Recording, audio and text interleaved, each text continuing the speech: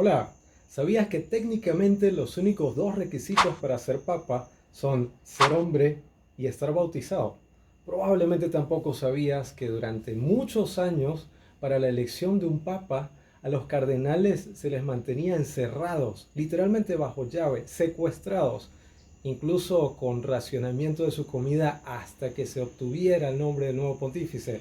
Acompáñanos a desentrañar todos y cada uno de estos misterios. Comenzamos.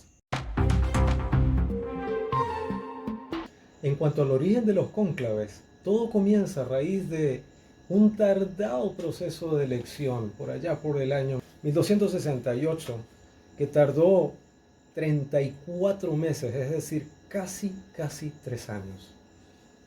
Las autoridades de una población italiana llamada Viterbo deciden literalmente secuestrar a los cardenales para forzarlos a obtener el nombre del sucesor de San Pedro, porque tardaban demasiado en lograr un consenso. Finalmente esto dio frutos, pero ¿a qué costo? Porque a los primeros 2 años de ese proceso deciden ponerlos literalmente bajo llave y racionarles los alimentos a simplemente pan y agua. No eran más que 2 decenas de cardenales, apenas una veintena. Y de entre ellos deciden elegir a un muchacho. Y digo muchacho porque tenía apenas 50 años, que para los esquemas que conocemos actualmente de papas es una edad bastante baja. Teobaldo Visconti era de Piacenza y ni siquiera se encontraba en Roma, estaba en una población llamada Acre, en Israel, a donde había acudido como enviado papal. Él decide regresar a Roma para coronarse, acepta la postulación, la elección y se convierte en el Papa Gregorio X. Esto dio origen a la implementación en el futuro de una serie de normas en la bula papal que este papa establecería, llamada Ubi Periculum, que en latín significa en caso de peligro. Miren ustedes qué curioso. Y es el mismo Gregorio X quien establece estas normas tan rígidas de encierro total, de desconexión con el mundo, de limitación alimenticia. No podían tener acceso más que a un servidor o secretario como parte de su equipo, que no era lo que ocurría hasta ese entonces. Incluso se les suspendía los pagos correspondientes a sus ingresos económicos hasta que se obtuviera un pontífice. Y así es como inicia lo que hoy se conoce como cónclave.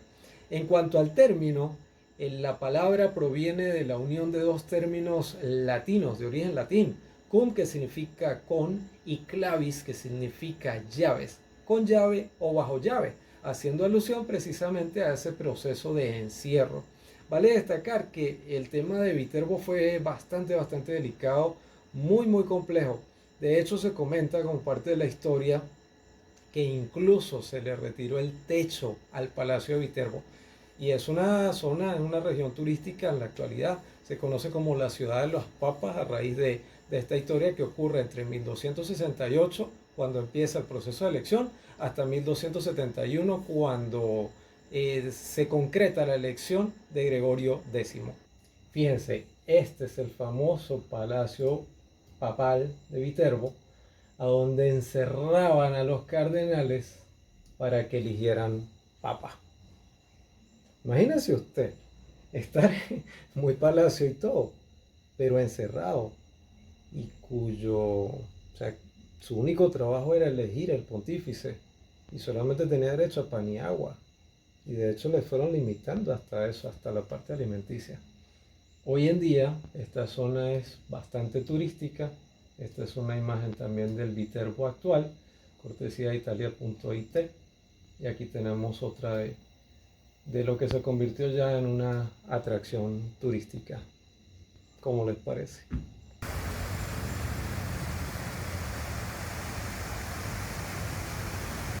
Bueno, en realidad quien tenía 51 años era Inocencio V, que fue el sucesor de Gregorio X, quien debería haber tenido algo así como 60 años de edad.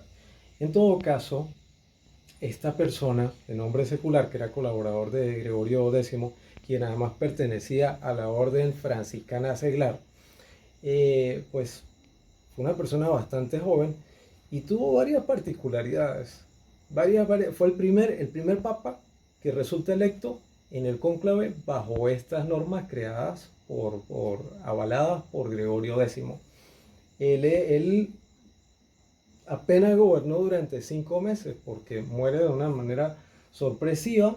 Se llamaba Pierre.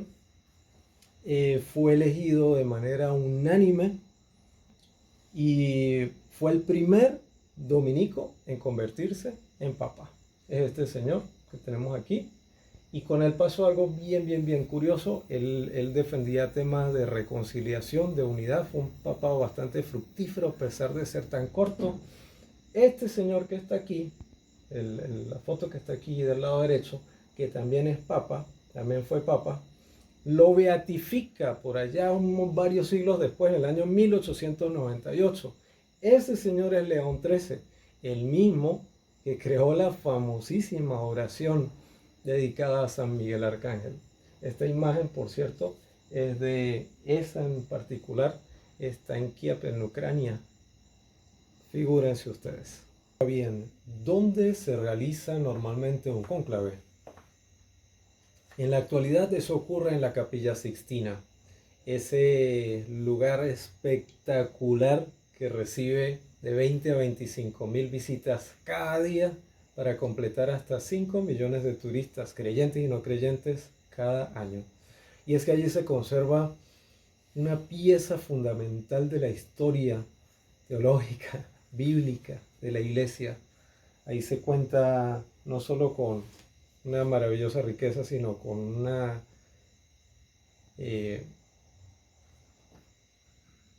un lujo artístico extraordinario que definitivamente toda persona debe tratar de visitar al menos una vez en la vida. Además, la Capilla Sixtina debe su nombre al Papa Sixto IV en particular, por eso Sixto de Sixtina viene específicamente de Sixto. Y de él hay algo muy simpático, muy interesante. Él consagró esa obra, la Capilla Sixtina, que era la restauración de la antigua Capilla Magna. Cuando él la restaura, pues consagra la nueva capilla a la Asunción de la Santísima Virgen María y la dedica a ella. Más tarde, su sobrino, el Papa Julio II, decide hacer una modificación parcial de la decoración y encarga para ello nada más y nada menos que al genialísimo Miguel Ángel. Y esos trabajos, que comenzaron por allá por 1500 algo, 1508 si no me equivoco, culminan en el año 1512, cuando se realiza una misa solemne, el Día de Todos los Santos, para finalmente ponerla en funcionamiento oficial hasta el día de hoy. Sin embargo, no siempre los cónclaves se realizan en el interior de la Capilla Sixtina. En ocasiones, en algunas oportunidades, desde el punto de vista histórico, se han realizado fuera. Por ejemplo, en una ocasión ocurrió en Venecia. Tengo aquí en mis apuntes que eso pasó en el año 1800, tras el fallecimiento del Papa Pío VI, luego de un extenso reinado en Francia, donde estaba como prisionero de Napoleón Bonaparte. Ustedes observan acá una imagen que parece cualquier cosa, pero ustedes se sorprenderían. Resulta que eso es la Capilla Sixtina vista desde el Palacio de Santa Ana, que está justo al lado de los palacios vaticanos, de lo que da acceso al museo, a lo que llaman el conglomerado del Museo Vaticano.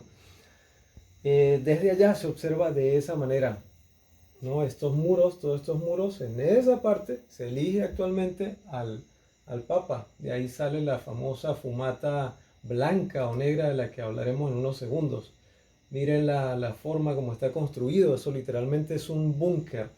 Está muy a tono con ese deseo de mantener aislado, con llave, bajo llave, todavía se mantiene en cierta forma ese sentido original. Acá, aunque no se ve, ¿no? Los muros son bastante gruesos, son hechos de piedra. Eso fue pensado precisamente para que fuera de alguna manera inviolable, ¿no? Entonces acá hay una vista un poco más amplia de los exteriores de la Capilla Sixtina, desde unas áreas que son de acceso particularmente reservado. Ahora, ¿cuáles son las normas hoy para un cónclave? Y además, ¿qué se requiere? ¿Qué se requiere para que alguien pueda ser electo papa? Porque déjeme decirle que técnicamente, como comentaba al inicio, usted podría convertirse en papa. Yo podría hacerlo, técnicamente hablando. Basta, oficialmente basta con que sea hombre, género masculino, biológico, como es natural, y que sea bautizado católico. Sin embargo, se sabe que no, que se elige normalmente entre cardenales. Ahora, ¿quiénes eligen? Hay un grupo de cardenales, actualmente son el Colegio Cardenalicio, como se le conoce, está constituido por 252 personas. De ellos, solo 138 en este momento tienen la capacidad de votar. Pueden hacerlo hasta que cumplen los 80 años de edad. Desde ahí en adelante pierden el derecho a voto, el derecho a elegir y normalmente a ser elegido, aunque hay excepciones. En términos generales, para elegir papas se incluyen, como les digo, cardenales menores de 80 años de edad que no hayan sido limitados en el ejercicio para hacerlo, porque hay un caso, hay excepciones, un caso particular en la actualidad es el del cardenal Ángelo Beccio, quien era un altísimo representante de la Secretaría de Estado de la Santa Sede, y él fue defenestrado por el Papa Francisco por estar inmerso presuntamente en un escándalo de corrupción que está todavía en proceso de investigación. Pero desde hace ya un tiempo él perdió su derecho, todos los derechos asociados con el cardenalato, incluido el de votar. ¿Qué más se requiere? Bueno, se realizan votaciones secretas, todo el proceso ocurre en silencio, se queman las papeletas después de cada votación, se realiza un máximo de 4 escrutinios al día. Para tener un ganador se requieren 2/3 del total de votos, pero nuevamente pues hay, como les decía, excepciones. Si no se elige un papa en el primer escrutinio, se realiza un segundo escrutinio y se mantiene ese proceso a lo largo del tiempo. Se cree en la actualidad que no se debería prolongar más allá de 2 semanas. De hecho, es muy probable que en un próximo conclave no debería tardar más de 7 días. Pero la verdad es que de eso solo sabe Dios.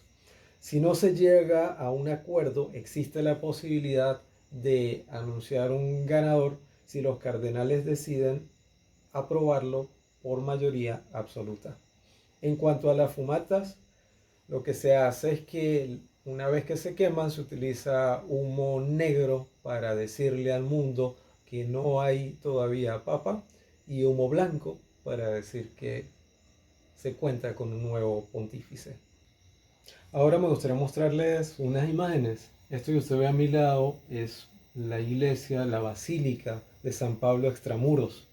Ahí hay mucha historia también relacionada con la elección de los papas, con los papas en general, porque en esta iglesia en particular, en esta infraestructura maravillosa, en el techo se logra ver los rostros de cada uno de los pontífices de la iglesia católica desde San Pedro. Permítame mostrarle. Estos redondeles, estos pequeños redondeles, están mostrando, cada uno está mostrando un papá. Es una cosa absolutamente hermosa, muy llamativa, muy significativa. Toda la instalación, usted la va siguiendo y pues van rodeando, ¿no? Y hay un elemento bonito y curioso al respecto. Esta imagen que yo decidí poner al final llega a un punto en el que los papas adquieren color. Aquí está Juan Pablo II. Ay, se me fue. De este lado está Benedicto XVI y también aparece Francisco, pero si ustedes ven y seguimos, aquí está el agujerito esperando pues que se dibuje allí el nuevo papa, y por supuesto hay más esferas, ¿no?, disponibles. Así que es un elemento sumamente curioso, insisto, esto está en San Pablo Extramuros. Aprovecho esa imagen pues para contarles también que en todo este proceso el papa más joven fue el italiano Octaviano de Túsculo, quien tomó el nombre de Juan XII. Él reinó desde el año 955, pero lo interesante es que él tenía apenas 18 años de edad cuando se convirtió en pontífice. En contraste, el más anciano fue Agatón, quien fue electo por allá en el 678 y murió a la edad de 102 años de edad. Hay otros abuelitos como él, Pío IX murió con 85, Inocencio XII con 85 también, y más cerca de nuestra fecha, San Juan Pablo II con 84 años de edad. Entonces, bueno, este es así concluye nuestro paseo por hoy sobre la historia del cónclave, el proceso a través del cual se elige a un nuevo papa para que gobierne en la tierra la Iglesia Católica, inspirado por y con el auxilio del Espíritu Santo. Espero que lo hayan disfrutado. Por favor, si les gustó, compártanlo. Síganme, sigan el canal se llama Paseos y Fe, y ayúdenos a difundir para que lleguemos a muchas más personas. Hermanos de Dios, nos vemos en un próximo capítulo.